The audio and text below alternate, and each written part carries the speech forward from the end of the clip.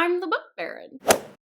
Welcome in, everybody. So today, I just got back from lunch with some friends. I was all done up and I thought I would talk to you about my most disappointing reads. But not just the floppiest of the floppianas, but also the most surprising books, because I wanted to balance the scales a little bit. I feel like in years past, I've had more negative wrap-up videos than positive. So I was like, let's do both disappointments and surprises in one video. The surprises, this I felt like might capture some of the honorable mentions that I usually do on my best of the year. And then we can just keep the best of the year, the actual best of the year, like the best of the best. This doesn't include any DNFs either, because those are coming in a video that'll be at the beginning of next year, which feels weird to say. The usual disclaimer, disappointments aren't horrible books. They're just books that I had expectations about that just didn't live up to them, because I either had expectations for that book specifically, that author. I am gonna alternate every other. If I mention a book and I'm mentioning it as a disappointment and you loved that book, I'm so excited for you. I'm so happy for you. I wish I could be you. If it's gonna bother you, me dogging on that book, please skip past it. The next one will be a surprise. Or if you really are just like, you know what, she's too snarky, she's being too mean, I'll meet you up on the next video, which is actually gonna be worse of, so maybe not that video. We'll meet up on the best of the year. All that to say, protect your inner peace. If you have to skip some books and skip around on the video, totally do that. If you need to click off, do that as well. Don't get mad just because some random lady in her living room is talking snarkily. What? Hello? I'm having an aneurysm. Because some lady in her living room is talking snarkily about a book that you like. Without further ado, let's just jump into our very first disappointment. Okay, look at me not actually getting into the books right away. I also need to say, I'm also getting sick again. Surprise! I don't know if I planned this right, because I'm doing this after just talking with friends for multiple hours. Let's see how this goes. All right, our first disappointment for the year was Wild Love by Elsie Silver. So this is like small town, friends to lovers. Basically the hero's like coming back into town. He's starting a record label. And when he gets into town, his personal life kind of goes to shit immediately. Well, it doesn't go to shit. Just doesn't go how he expected. For one, a 12-year-old turns up on his doorstep and is like, hey, you're my bio dad. She was created in a tube, if you know what I'm saying. Back in the day, the hero had made a deposit of a certain nature. I didn't need to do that. And then she needs him to take custody of her because her mom's sick or something like that. And then his best friend's younger sister, Rosie, ends up in town because she was fired from her job and she's kind of back home licking her wounds. She's also in need of a job, so he hires her at the record label. Shenanigans ensue. Okay, so this one was disappointing because I love Elsie Silver, or I have previously loved Elsie Silver's entire backlist. I love Gold Rush Ranch. Can I speak? What's happening right now? Gold Rush Ranch and the Chestnut Springs series. I've pretty much loved all of the books. This just lacked the Elsie Silver magic. Like, something about this just didn't feel like one of her books. You know, it still had some good banter, but it was like there was this lack of chemistry, there's lack of draw to these characters. I found the setup and the characters so lackluster, so boring, that I accidentally DNF'd this book last year. And then I was like, well, I own it physically, I should finish it. So I picked up the audiobook. One of the things that really irked me with this book is I just could not get past the setup because it's so odd. The hero does not express any interest in being a parent prior to this girl showing up at his door. He's a man of what? Hello? He's a man of immense wealth and means, and he never questions that this could be someone trying to take advantage of him. He's just like, yep, that's my daughter, and is like, yep, you can move in with me. Everything in me was screaming. I was like, this is a bad plan. But every time his daughter was on screen, this isn't a movie. Every time his daughter was on page, I just couldn't help but be a little bit frustrated. She didn't really contribute anything to the relationship. I get that she's probably trying to keep things fresh, but I didn't feel like it was a necessary plot point. And then I think the hero and heroine, like, they were fine. They were fine. They had some good bantery moments, but just like no real chemistry to speak of. And then the heroine also had a partner for a good chunk of the book, so it's not even like they could really get together in a meaningful way. I don't know. Just everything about this was just so unremarkable, so contrived. And so I was really disappointed with it. In fact, I haven't picked up any more books in the series because of that. Next up for a surprise, we have 24690 by A.A. Dark. So this is the first in a horror-mance type series. It's about this like underground secret society that captures people, utilizes them for a wide variety of nefarious things. Sometimes it's sexy things. Sometimes it's they want to roast them human barbecue style.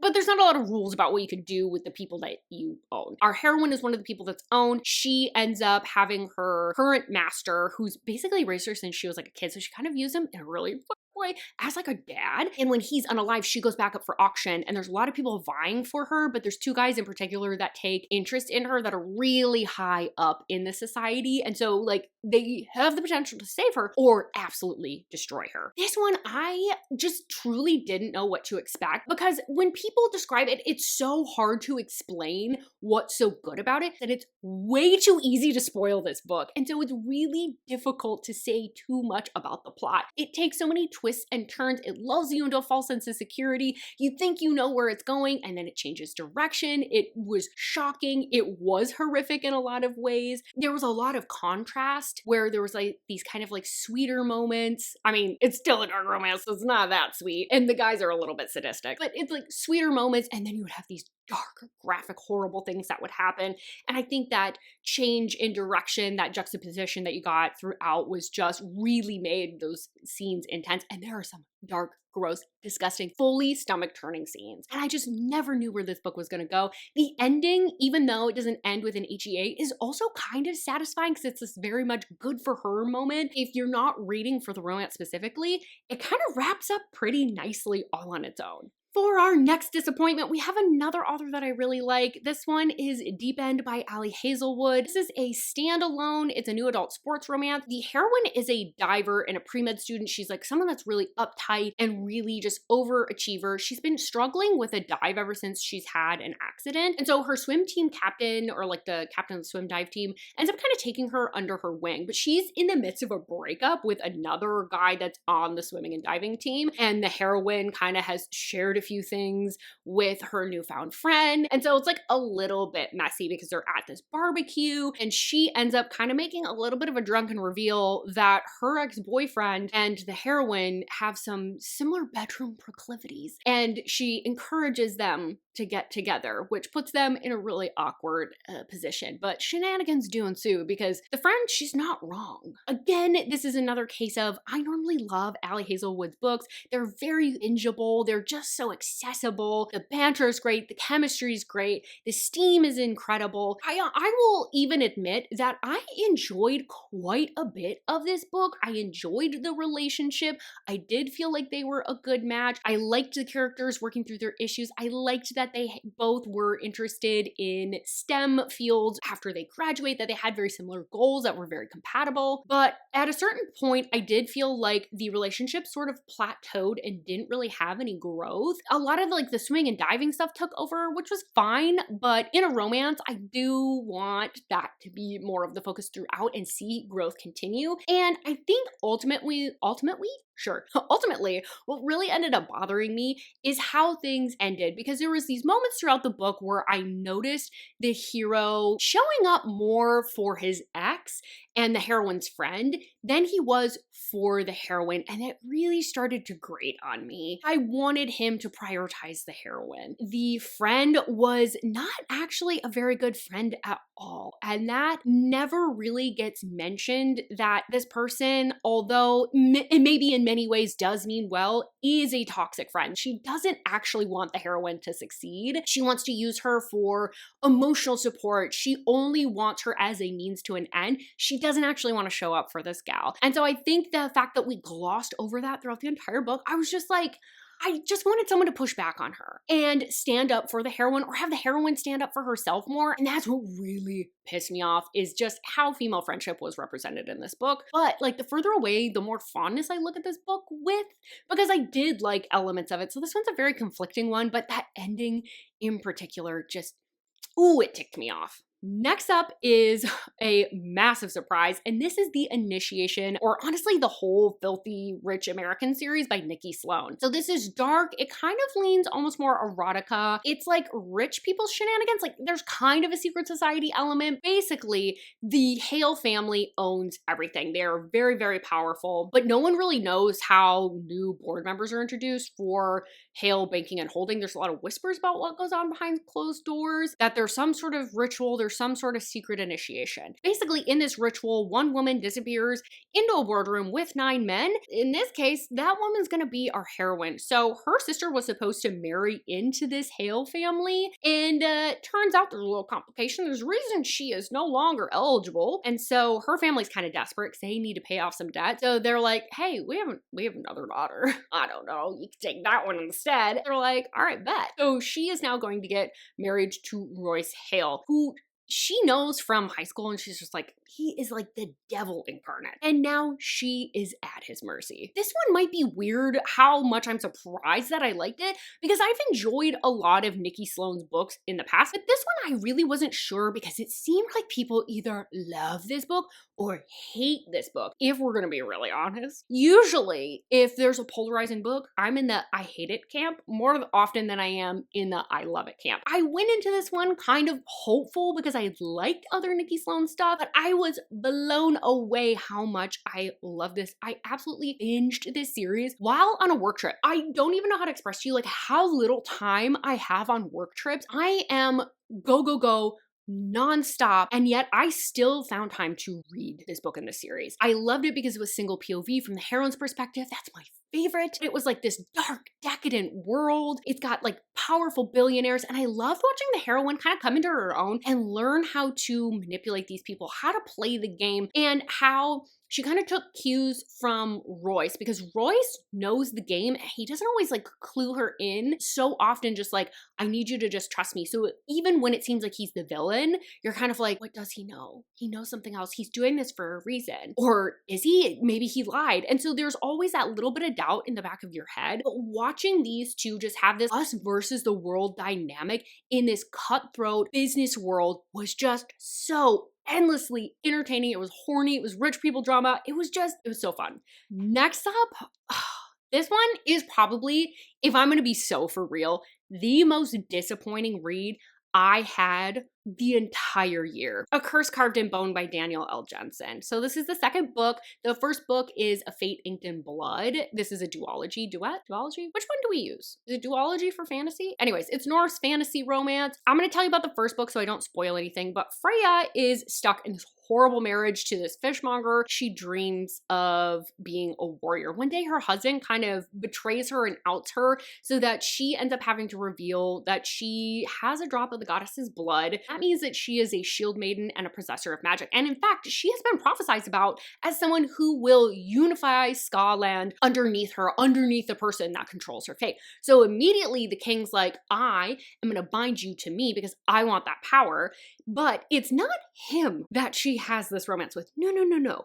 It is with his son, who has been tasked with training her and protecting her. But her building attraction to the king's son is going to derail all of these plans. So timeline-wise, this one picks up right where the first book left off. So I was oh my god, I cannot talk today. I was able to jump right back in. We had left off on this very action-packed scene, this big cliffhanger, this big betrayal, and we're dealing with the fallout of that. But it was just such a heavy book. The romance just disappeared. And I feel like, although there was heavy things happening in that first book, that romance, was again that us versus the world dynamic that I was really, really loving. It felt like it went away. I mean, even right up until the end, it felt like we didn't focus on the two of them at all. It sort of felt like, oh, we did all that relationship building back there, so we don't have to do it now. And it was just kind of depressing. The heroine is struggling. There's relationship issues. There's constant attacks. It just felt like there's no breathing room after having such a fun, adventure, romantic, this man was just like, wherever you go, I go. And I just loved that. And so then for all of those romantic pieces to really just be stripped away, I was just like, oh, this is such a bummer. Maybe if I had really prepared myself for this type of book, or I had gone in knowing that the romance wasn't the forefront, maybe I would have had a better time. But honestly, I've warned friends that have loved this series and they still had a disappointing time. So I don't know. This one was just such a bummer because I loved that first book. It just ended up being a big old bummer, which is going to end up being a trend with duets. We're going to talk about another one here in a second. So next up for a massive surprise, we have Kiss of the Basilisk by Lindsey Straube. So this is the first in a duet. It's a dark romantasy. I would say this is honestly probably more erotica than romance. The basic premise for this is there's 13 contestants that train with basilisks, which are snake shapeshifters. And they are trying to teach these gals the power of seduction. And they are going to bachelor style or selection style, trying to woo the prince and win his hand and ultimately become queen. So Temperance is one of the girls that is in this contest, and she is paired with Caspian. I always want to say Caspian. Honestly, now that I'm thinking about it, I don't know which one's correct. I'm gonna go with Caspian. But he's the Serpent Queen. Queen? King. Oh my God, I am having a stroke. What is going on with me today? But he's a Serpent King, and he has trained all of the recent winners. And so she's like, oh my God, I might actually have a chance at winning. And she then finds herself not only drawn to the prince, who she's supposed to be drawn to, because she's trying to win his hand, but also to Caspian. This book, I tried to read it one time, and I DNF'd it because I was like, the setup was YA, corny, but like adult horny. It was so confusing. It made me giggle, and I was like, this has to be satire. So I had DNF'd it. I had been encouraged by Crystal from Books Forever After. She was like, actually, this one kind of surprised me. I was like, all right, fine, I'll pick it back up. And then I ended up really enjoying it. The writing in this is very straightforward. It's not flowery. It's in third person. So you don't have a great sense of time and place. It's very much just about the heroine and her experiences. And I think that's going to be kind of a polarizing style that might not work for everybody, because I think it does come across kind of immature, if I'm being honest. But I ended up getting drawn in because we have these lessons in seduction, which I am an absolute sucker for that trope, like across the board. I love that. So we had that kind of pulling me in. We're learning about the snake shapeshifters, and they've got their own culture and politics that are kind of mysterious, and we're slowly peeling back the layers of this world, but also we're peeling back the layers of what's going on politically at the castle, because that's got its own elements, and these two things are intertwined. You've also got these completely different men that you're drawn to for very different reasons, and you don't know who you really want her to end up with. I like went back and forth throughout this book. There was so much of this that was unique. I could never guess where this book was gonna go. If ever there was a book though to discredit my taste, this is one. You know, like at one point we're literally fracturing this poor woman's pelvis. This poor gal should get hazard pay at this point. We're mocking people for not having done the nasty yet, but then also we're supposed to be pure in the church that's kind of just about being horny. So, you know, there was stuff like that. There was also at one point, you guys, the basilisk used his spunk to make a toy that went inside the heroine via magic. He could control it. Guys, it was just a fun time. I don't know what to say. I had such a good time with this book, which is why the next disappointment hurt so bad. So my next biggest disappointment was Between Two Kings. This is the second book in that same duet. I'm not gonna tell you about it because we just talked about it, but this one was so disappointing. I just didn't have quite the same draw and pull. I felt like a lot of it was dragged out. It was a lot more of an erotica. It was a lot of just like truly around. When we did get to the plot, there were some things that were like, oh, these are going to be these complications, but they didn't really build into anything.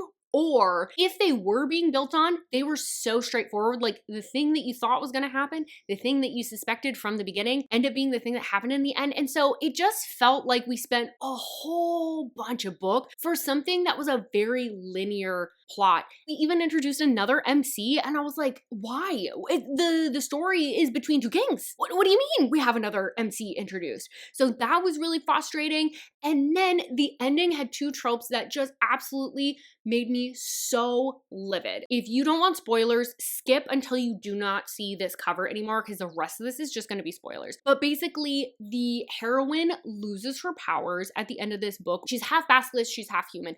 They end up killing off her basilisk side. So she's been with the basilisk for like that entire book. And so none of that matters. She never goes back to them. She doesn't do anything with the basilisks after that because she is no longer basilisk. What? Why do we spend all that time learning about the culture, learning about this world, and then we kill off one of the heroes in order to resolve the love triangle? I'm so sick to death of that being used, of that trope. I hate when books end like that because it just feels really cheap. It's a way to pull on you emotionally, but also to wrap things up without really having to make a real decision about who's actually better for the heroine and having to deal with the fallout of that, or just do the thing that you teased, which was make it an MFM, because then we all would have been happy. I don't know, this ending felt really cheap. It didn't really feel all that well thought out. So deeply unsatisfied because there was so much that I thought we could have done with the powers, with the magic system to resolve this in other ways, and it could have been so much better. All right, next up for a surprise, we have Grave Matters by Karina Halle. So this is a horror romance. It kind of leans almost sci-fi, psychological thriller feeling. And this one is about our heroine, Sydney, and she loves fungi and mushrooms. And she has this incredible opportunity to work at this lab that's like up on this secluded island. And she wants to research some stuff with Alzheimer's because her grandmother died from it. But when she sets foot on this island, something's off immediately. She can just tell that the staff's a little creepy, a little cryptic. It feels like she's forgetting things, and she can't tell what's real and what's not. And all the while, she has a super hot psychologist that's gonna help her, hopefully, not go mad. So this is one that really surprised me because Karina Halle has been pretty hit and miss for me, so I really didn't know what I was gonna get going into this one. And I think for this one, don't go in looking for the romance, but as a psychological thriller, my God, this was so good. So this played out like in my mind like a movie. Like I could picture this island. I think because Karina Halle kind of lives up towards Vancouver Island where this is supposed to be taking place, she really just made that setting come alive. There was also some great discussion about ADHD and ADHD rep. The romance was not the best. You do get some spice, so that's kind of fun, but truly don't go in for that. Go in because you want a psychological thriller. Like this to me has set a new benchmark for what I want in my gothic romances for atmosphere, what I want in my horrors, my thrillers, because this was just absolutely spectacular.